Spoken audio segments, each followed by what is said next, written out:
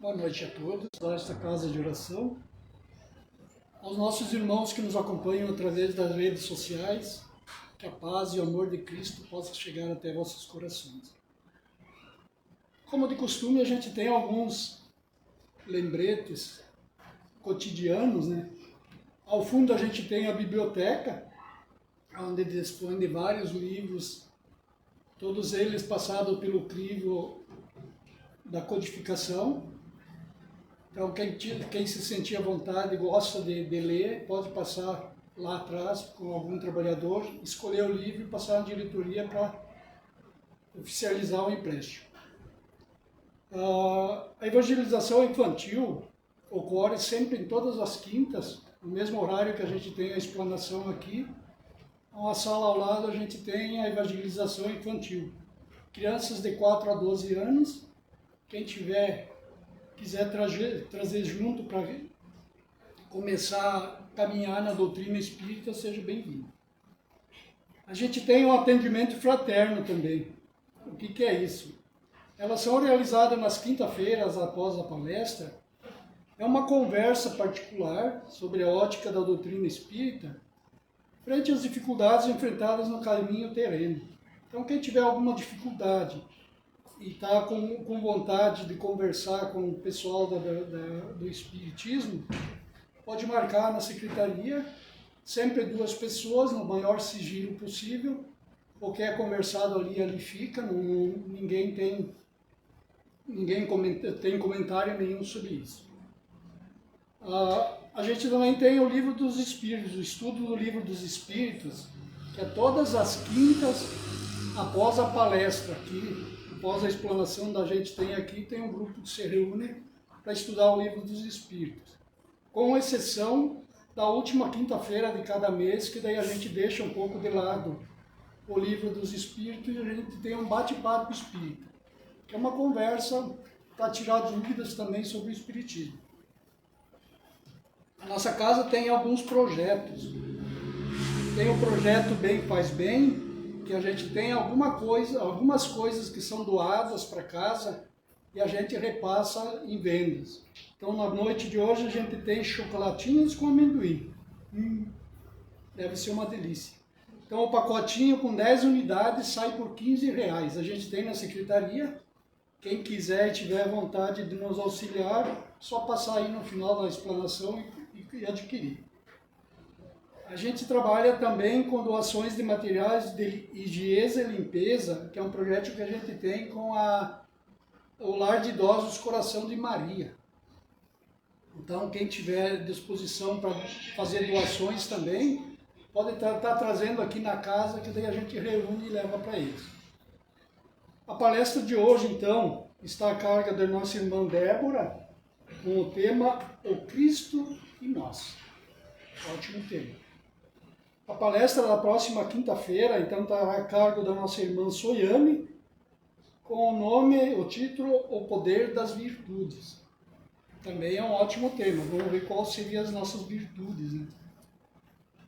Então vamos serenar nossos pensamentos, para quem estiver disposto a meditar, serenando nossos pensamentos, com gratidão e amor em nosso coração. Nos dirigimos neste momento aos nossos irmãos, amigos espirituais, trabalhadores da seara do Cristo. Que esta humilde prece seja direcionada a Deus, nosso amado Pai maior, a Jesus, nosso irmão maior, em agradecimento por esta oportunidade que temos em estar encarnado neste planeta de provas e expiações. Através do nosso pequeno conhecimento, possamos seguir em frente sempre em busca do amor, da caridade, do merecimento, do crescimento físico e espiritual. Que nossos equívocos possam nos ser úteis para nos mostrar a humildade necessária em nossa caminhada. Que nossas escolhas sejam um reflexo daquilo que somos e daquilo que pensamos. Que tenhamos a força e a vontade de buscarmos sempre a vossa palavra e vossos ensinamentos para a nossa vida. que nossa irmã Débora possa, através dessa explanação, abrirmos a mente para mais conhecimentos. Que assim seja.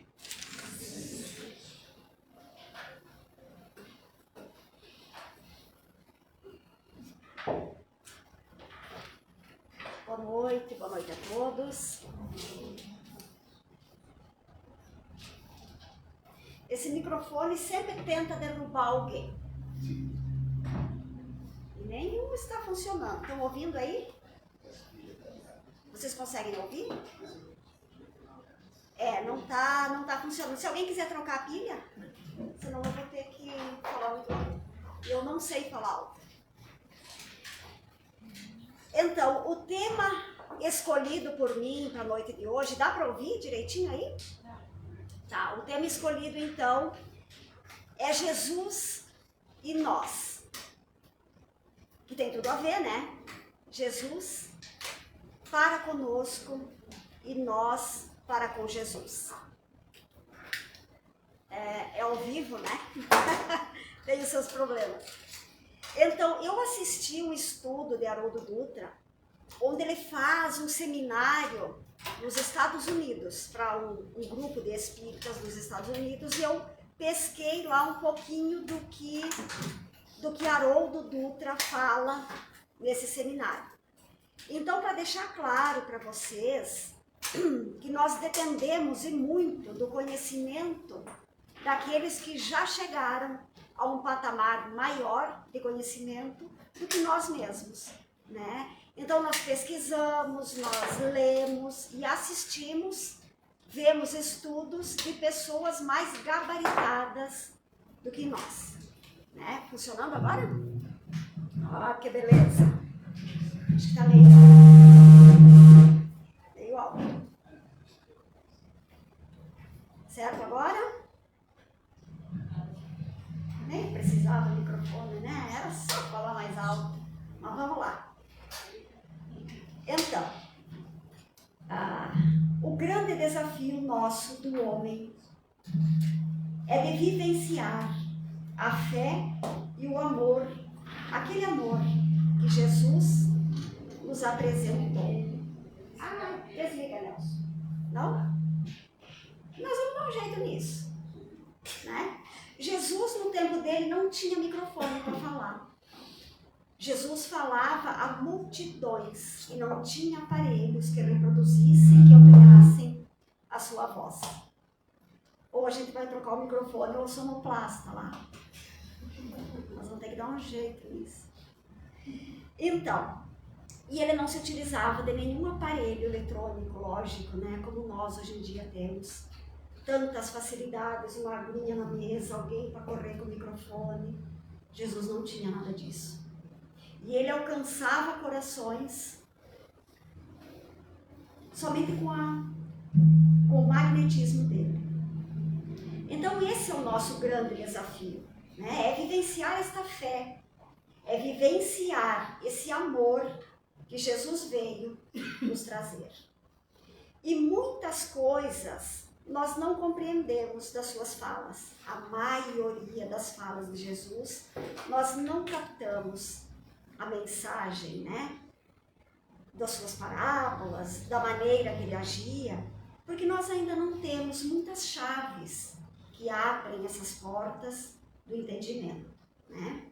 Então, o compromisso de uma casa espírita com Jesus, de uma casa espírita séria, né? O compromisso do espiritismo, enfim, é aproximar o homem de Jesus, através do conhecimento, dos sentimentos, e assim melhorando as nossas ações e nos aproximando um pouco mais de Jesus, né?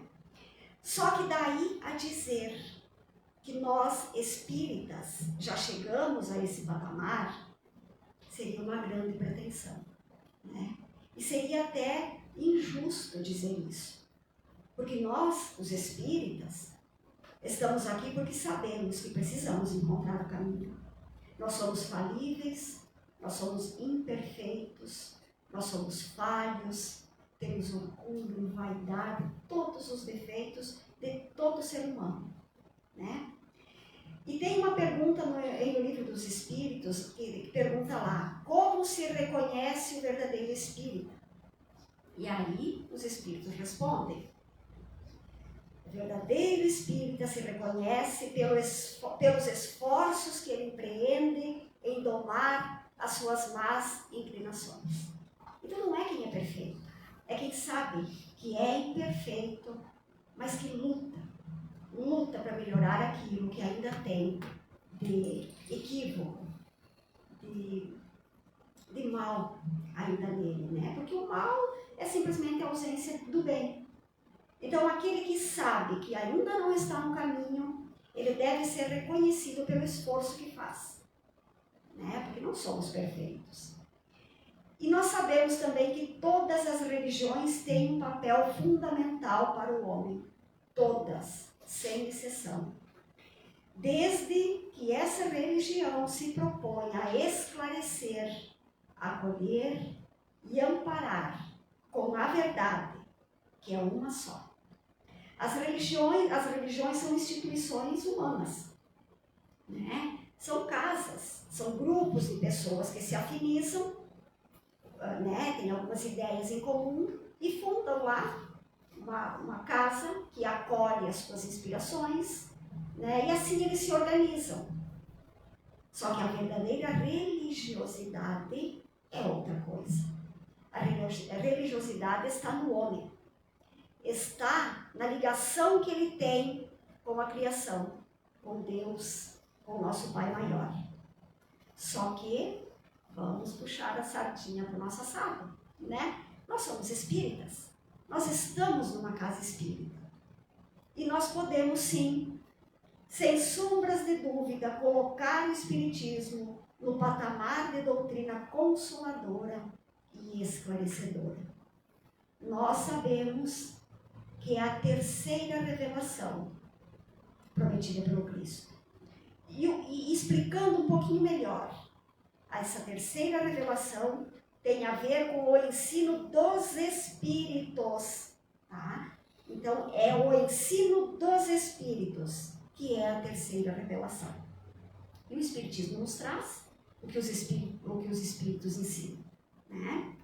Porquanto é o cristianismo nascente, trazido pelos espíritos através da psicografia, da psicofonia e da intuição de homens e mulheres que são devedores, assim como nós, né?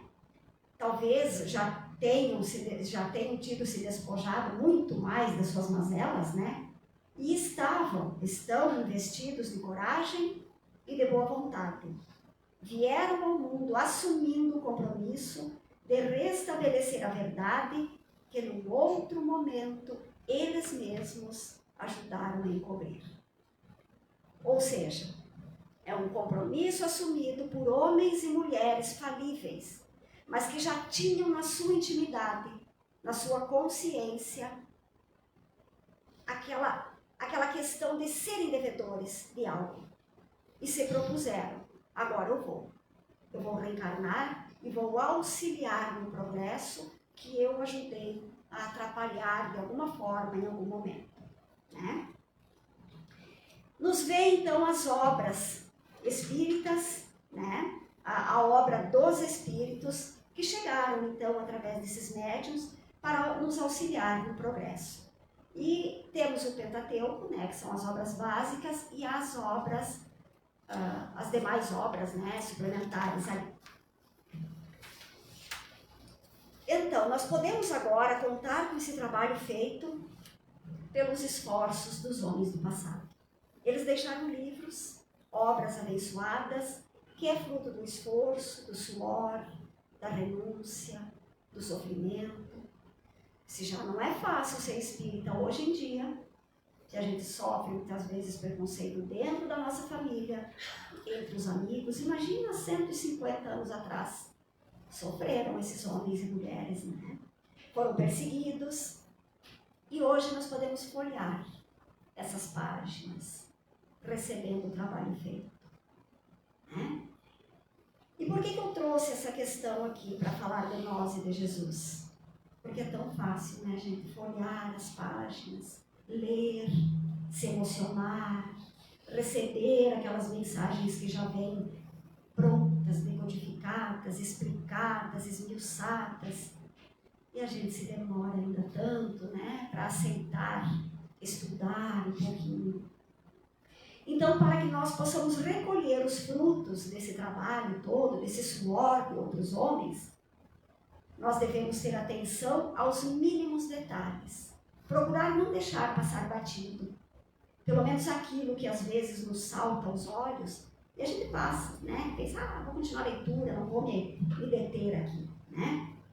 Porque o homem é potência desconhecida do próprio homem. Nós não sabemos a força que nós temos em nós. E nós somos parte integrante e ativa, co-criadores com Deus. Na antiguidade a gente não sabia disso. Era Deus que fazia. E Deus faz. Mas Ele confiou a nós uma pequena parte que nós somos capazes de fazer. Deus não nos daria uma missão pequena que fosse, se não soubesse que a sua obra, que somos nós, é capaz de cumprir, né? Então nós somos co-criadores com Deus. Nós somos aperfeiçoáveis. O homem é moldável, como argila nas mãos hábeis do Criador. Ele nos moldou, Ele nos aperfeiçoa, através das dificuldades, das dores, das alegrias, de tudo que nós passamos. Tudo é aperfeiçoamento. Tudo são lições, aulas, aprendizado para nós. Então, tudo no universo se organiza através de ondas vibratórias e de sintonia. E o que diverge, né, dessa sintonia, dessas ondas, automaticamente está indo contra o progresso, né? Porque tudo é organização. Quando nós nos desestruturamos, nos desorganizamos, nós estamos indo contra o progresso. Não estamos indo na onda, né? Então, vibrar em sintonia com o universo é regular o maquinário humano, que aí vai encontrar menos barreiras, menos entraves, mais leveza e felicidade. Quando nós analisamos e acolhemos os ensinamentos do Cristo com o nosso sentimento e com a razão, com a inteligência, os ensinos de Jesus passam a ocupar um lugar, né? Colocar o homem para funcionar na sua potência máxima. Aqui na Terra nós temos um patamar de evolução a que nós podemos chegar. Essa é a potência máxima do homem na Terra, né? Então, em cada fase da vida do espírito, nós temos um patamar atingível. Não é impossível. É completamente possível, mas tem que ter esforço, né? E aí é incrível como tudo passa do campo da crendice ou da fé cega para o campo da lógica e da razão, que nós chamamos de fé raciocinada. Nós temos que ter um mínimo de compreensão, né, para entender a lógica das coisas. Aí a fé não é mais cega, é uma fé raciocinada. Nós compreendemos o mecanismo dela, né? Vamos pensar primeiro que é a primeira reflexão assim que eu achei interessante trazer, que é o episódio, o auge assim, né, do que nós temos trazido do Cristo, que é a crucificação e a morte de Jesus, né? Quem de nós já não se perguntou, tá, mas Jesus era um poder infinito? Jesus, eu gosto de falar isso, eu repito como Francisco. O Francisco vive repetindo história, né? Então, Jesus, quando a Terra foi criada há 4,5 bilhões de anos, Jesus já era Cristo. Jesus já era um espírito crístico, né? Olha o tamanho, poder de Jesus. Inimaginável. Nós não temos inteligência, nem competência, nem nada para entender qual era o tamanho desse Cristo. espiritualmente falando, né? Então, com todo esse poder, todos os milagres que Jesus operou, de uma envergadura inimaginável, como já dito, ele poderia eliminar tudo que fosse obstáculo em seu caminho. Um estalar de dedos. Jesus poderia tirar todos os entraves que atrapalhassem a sua trajetória. Por que Jesus não salvou a si mesmo? Por que ele não mobilizou as suas forças espirituais, os seus exércitos espirituais? Porque os exércitos da terra, ele poderia, todos, né, da terra, poderiam ser vencidos sem que Jesus mexesse um dedo. Por que Jesus se deixou matar? Por que ele não se salvou? Alguém já se perguntou isso? Por que ele não mostrou o poder que tinha? Ia ser assim, ó. Os homens não mais duvidariam do poder de Jesus. Mas essa pergunta que muitos de nós nos fazemos, também era uma pergunta que povoava a mente dos próprios discípulos de Jesus. Vejam, eles conviviam com Jesus. Eles ouviam o que Jesus falava, os seus ensinamentos. Eles foram testemunhas dos milagres. Mas eles ainda queriam que Jesus agisse em algum momento como um rei da terra, como um rei humano. Eles ainda queriam que Jesus, com armas em punho e lutando, derrubasse os exércitos e os poderosos da época. Porque os discípulos eram homens como nós, falíveis também, e eles queriam ver Jesus vencer, mas vencer à moda humana, né? Mas Jesus veio a esse mundo para mostrar ao homem os caminhos que o levam à salvação do Espírito, né?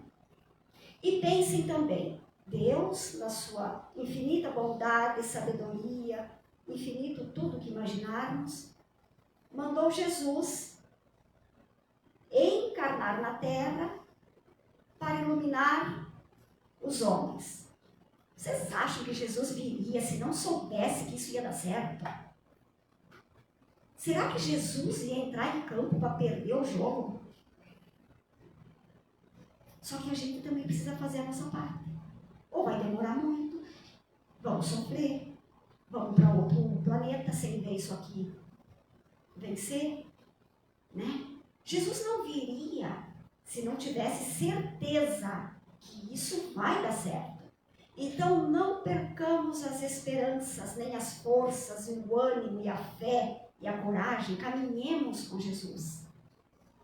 Ele nos convoca ao trabalho em todos os instantes, né? Então Jesus disse, eu sou o caminho, a verdade e a vida. E ele veio para nos mostrar esse caminho. Então vamos juntar as pecinhas. Então há um caminho, né? Há um caminho. Jesus veio ensinar o homem a se despojar das amarras, dos vícios e de tudo que o prenda à inferioridade. Ele veio ensinar. Então, neste caminho, há um aprendizado. E a gente segue no caminho sem querer aprender nada, né? Sem o esforço da busca, muitas vezes. Então, há um caminho, um aprendizado no caminho.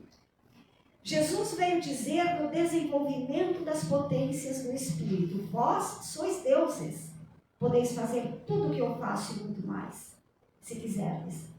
Nós precisamos querer, né? Só que ele veio falar do desenvolvimento dessas potências. Algo que ainda não temos, não desenvolvemos. Não desenvolvemos, porque temos lá dentro, né?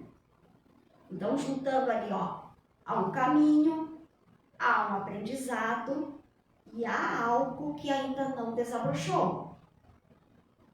E o desabrochar necessita rega, cuidado e limpeza do terreno. Precisamos regar com a busca do conhecimento, precisamos dar alimento para essa semente que está para desabrochar, né? O cuidado, o zelo do que pensamos, que locais entramos, com quem nos envolvemos. Não é para ter preconceito, não, né? Mas é para cuidar o que seguimos, o que fazemos. É como cuidar do canteirinho lá onde tem a sementinha brotada para nascer a flor, né? Cuidar do entorno, criar um ambiente psíquico saudável. E qual seria, voltando lá, se Jesus tivesse salvo seu corpo físico e todos tivessem visto aquilo? Pensa só, os discípulos iam ficar loucos de faceira, né? Qual seria o legado de Jesus se ele tivesse salvo a si mesmo? E aqui vem uma outra questão assim, bem atual. Vocês sabem o que acontece com o comandante de um navio?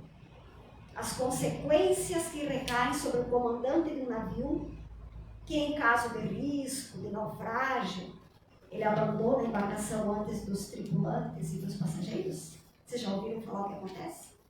É muito grave, é gravíssimo. É uma falta enorme. Inclusive, o comandante do navio tem que sair depois, se há possibilidade de salvar valores, documentos, ele tem que salvar isso primeiro. Ele é o último que sai da embarcação. Será que Jesus ia abandonar o barco?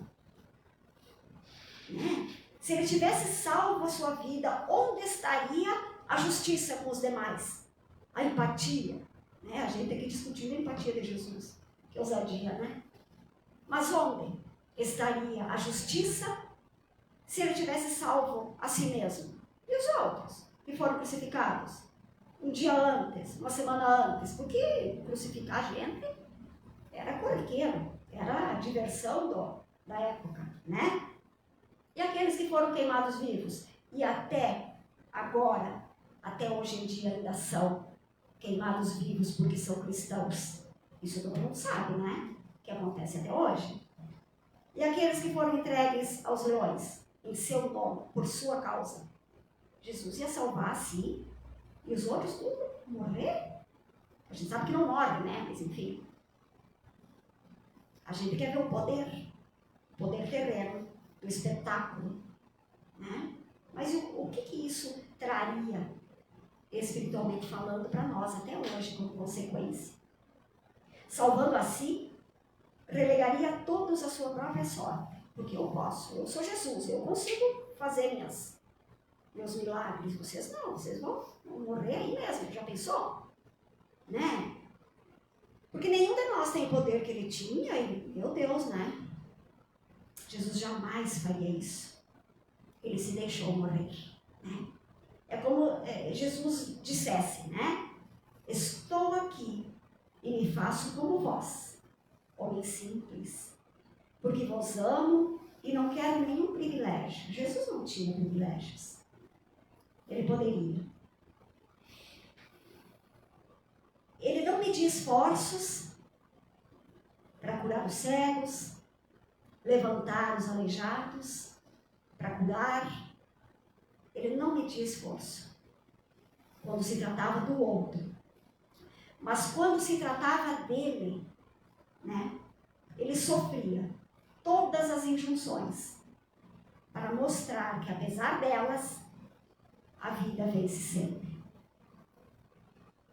A estadia do Cristo da Terra foi muito breve, mas foi muito profunda, para mostrar a todos nós da sobrevivência do ser, apesar da morte, que é apenas física. Nada pode abalar o ser que sabe da vida verdadeira e que retornará à sua pátria, à sua verdadeira casa. Jesus deixa, assim, o maior legado já visto no mundo. Então, ao pensarmos em Jesus e nós podemos também aprofundar um pouquinho mais as reflexões, né? Porque essas reflexões se transformam em marcos na nossa vida. Porque tudo que ele viveu, fez é para nós uma bússola, para aquele caminho que a gente falou ali. É a direção. É o espírito por trás da letra.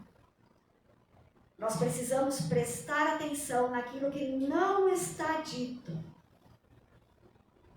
no que está subentendido. Prestemos atenção. É aquilo que transforma a maneira como nós vemos, nós vivemos, muda a maneira como nós sentimos e agimos. O que não está dito. Tem uma passagenzinha que fala de um centurião que se desloca até Jesus e pede para que Jesus cure. A palavra em grego não define se é um servo ou se é um filho seu, mas é um menino, né? Um rapaz novo, o filho desse centurião, né? Então, essa atitude do centurião vai definir o que é uma fé raciocinada. Centurião era um oficial, né, do exército romano. Ele comandava uma centúria, ou seja, 100 homens. Então, ele tinha 100 homens ao seu comando. E aí ele está com esse servo, esse filho, não se sabe, então, muito doente, né? E ele vai até Jesus e pede: Senhor, por favor, cura esse meu filho, esse meu criado. E Jesus prontamente se dispõe a se deslocar, então, até a casa do centurião para curar esse menino.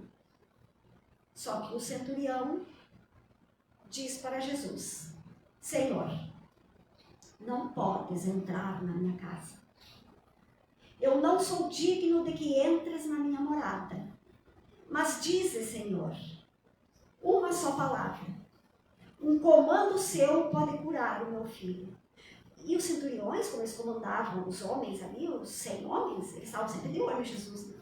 Eles tinham que ficar vigiando Jesus, para levar todas as notícias para o superior deles, né? Então, ele vai até Jesus e pede, só que ele diz que ele não é digno de que Jesus entre na casa dele. Mas veja, dize, Senhor, uma só palavra. Ao comando seu, você pode curar o meu filho. E aí ele justifica para Jesus. Porque eu também sou um homem de comando. Ele comandava a centúria. E eu não preciso me deslocar. Eu só dou uma ordem. E os meus soldados me obedecem. Eles vão e fazem o que precisa ser feito. Que dirá tu, Senhor? Olha como esse centurião capta essa fé. Ele já é portador dessa fé raciocinada. Jesus se vira então aos demais que estão ali e diz: nem mesmo em Israel eu vi uma fé robusta como a desse homem. Porque é a fé raciocinada. Aquele homem deduziu o que ele não conhecia pelo que ele já conhecia. Se eu comando 100 homens e eu dou uma ordem para os meus homens e eles vão lá e cumprem, Jesus comanda exércitos espirituais. Ele é o rei, né, de um mundo que não é a terra. Ele só dá um comando. E esses espíritos, que naquela época não falavam espíritos, né, eles podem ir curar. Nós temos essa fé raciocinada. E esse homem era cristão, mas nem sabia que era, eu acho, né? Porque as leis de Deus são únicas. Se funcionam aqui, funcionam num grau muito maior no mundo espiritual. Há uma hierarquia, há obediência, há ordem no mundo espiritual. Aquele centurião tinha um pouquinho de autoridade, imaginando já a autoridade de Jesus. Ele deduziu o poder do Cristo pelo poder que ele detinha. Se eu posso no pouco, tu podes no muito. Basta um comando teu, Jesus. Então, essa fé robusta do centurião, ele tinha, porque era uma fé lógica, uma fé raciocinada. E assim como existem vários níveis de fé, também há vários níveis de amor. Nós estagiamos em vários desses níveis até chegar à forma mais aprimorada de amar, que é como Jesus amou. Nós não conhecemos esse amor ainda. Porque o que predomina entre nós, claro, com variações, né? A gente não está aqui colocando todo mundo no mesmo... Estamos no mesmo patamar evolutivo, mas com variações, né? Então, mas o que predomina ainda aqui é o amor rústico, a energia erótica, a sensualidade, a atração. Esse é o amor rudimentar, é o berço do amor. O amor está nascendo em nós e precisa dessas energias, da energia erótica, da sensualidade, da atração.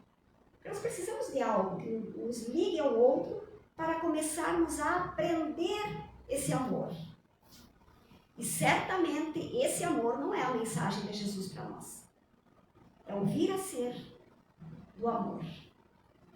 Então, com o passar das reencarnações, o homem vai aprimorando os sentimentos, vai saindo dos instintos primitivos, vai aprendendo a amar um amor mais delicado, mais aprimorado, mais refinado, vai acolhendo sentimentos mais enobrecidos, até chegar ao sentido verdadeiro do viver, do estar aqui, do trabalhar. Há uma passagem de Humberto de Campos que fala que Jesus caminhava pela Palestina. Estava lá, Jesus, de boa, né? Caminhando na Palestina. E ele encontra lá uma cortesã. Uma mulher belíssima. Com seus perfumes, com seus óleos essenciais, com seus encantos, porque ela era bela. E ao ver Jesus, essa cortesã fica apaixonada por ele. Olha o amor rústico. Ao ser tocada pelo magnetismo de Jesus, pela sua energia, pela sua vibração, ela traduz aquele impacto que Jesus causa no seu espírito, no sentimento primitivo em que ela se encontrava. Ela ficou impactada com Jesus, mas ela não conhecia outro amor. Então, ela traduziu aquilo como paixão, o erotismo. E encantada, ela olha para Jesus e diz: peregrino, entra na casa dela. Né? Ela foi lá dentro, buscou as suas servas mais belas, ofereceu água, ofereceu frutas, descanso, tentando convencê-lo a entrar e a ficar. Todos nós sabemos que é uma cortesã, né? Todo mundo sabe, né? E ela queria que Jesus entrasse. Ela fez de tudo para envolver Jesus e fazê-lo ficar. Jesus olha para aquela mulher e fica em silêncio. E ela, né, ficou toda sem jeito. Ela tenta se justificar. E aí ela diz para Jesus: é porque descubro uma luz no teu olhar e procedo assim por te amar. Descubro uma luz no teu olhar e procedo assim por te amar. E aí Jesus responde para ela: hoje não, amanhã, quem sabe. Já pensou nós espíritas lá, só dando um corte aqui? Cara, a gente ia dizer para ela: mas olha, eu acho que tu tem que depurar teus sentimentos, aparar as tuas arestas. Tu tem que ir para o centro espírita. Jesus não falou nada. Jesus não deu lição de moral na cortesã que queria envolver ele nos encantos dela. Ele só diz para ela: hoje não, amanhã, quem sabe. Essa cortesã ainda tenta convencer Jesus a ficar, mas sem sucesso. e Jesus se vai. O tempo passa e já no final da atividade pública do Cristo, ele é procurado por uma senhora idosa para atender uma leprosa. Jesus prontamente vai até o lugar onde se encontrava a leprosa. E lá encontra uma mulher magra, desgrenhada, com o corpo cheio de feridas, com aquele cheiro característico, né, da doença terrível, lepra. E quando a mulher olha para o Cristo, mas agora que tu vens, agora que eu estou assim, agora que eu não tenho mais o perfume, agora eu não tenho mais nada para te oferecer. Ela diz a Jesus. Jesus toca nas mãos da mulher e diz: descubro uma luz no teu olhar e procedo assim por te amar. Esse é o Cristo que o Espiritismo nos apresenta. É o Cristo que não julga, que não dá lições de moral. É o Cristo que acolhe, que aguarda o momento de acolher, de encaminhar, porque aquela mulher necessitava de um tempo para receber a mensagem consoladora do Cristo. Chegará o momento em que nada mais havendo a dizer, o amor preencherá o nosso ser, preenchendo todas as lacunas deixadas pelo orgulho, pela vaidade, pelas viciações, pelos enganos. É como o remédio que sabe onde dói. Tem uma propaganda na TV, né, que diz, mas como é que Dorflex sabe onde dói? Jesus é o remédio que sabe onde dói. E chega na dor de cada um de nós. O que Jesus diz é para os nossos corações, que é onde está a maioria das nossas dores. As outras são consequências dessa, né? Aquilo que só nós podemos ouvir, porque ele fala a cada um em particular. Mas é preciso saber ouvi-lo e estabelecer uma ligação íntima e direta com Deus através da fala de Jesus.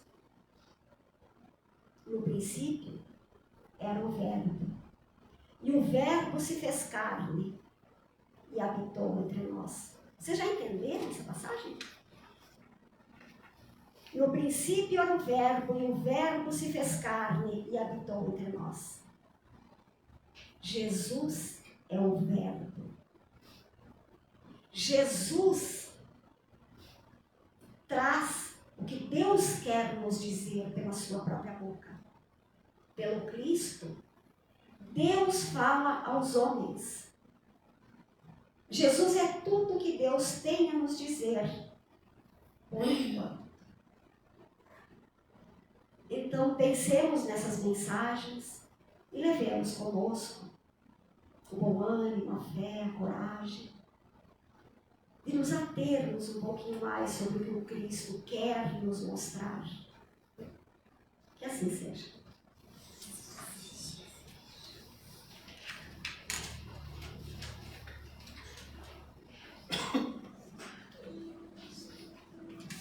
Então, mais uma vez, agradecendo a nossa irmã Débora por excelente explanação.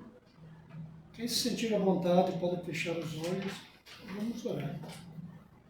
Com gratidão nos dirigimos à voz do Mestre Jesus, agradecendo pelo amor, pela paciência a todos nós. Que nossa intuição nos leve a andarmos no melhor caminho, sempre acompanhado dos benfeitores espirituais, que nosso sofrimento, quando necessário, possa nos servir de porta para o crescimento tão necessário em nossa caminhada. Ó Mestre amado, gratidão por vossos ensinamentos, piedade por ainda não entendermos quase nada, mas rogamos a força, a coragem necessária para sempre buscarmos o seu ligado. Que assim seja. Convidando a todos, então, para participar do passe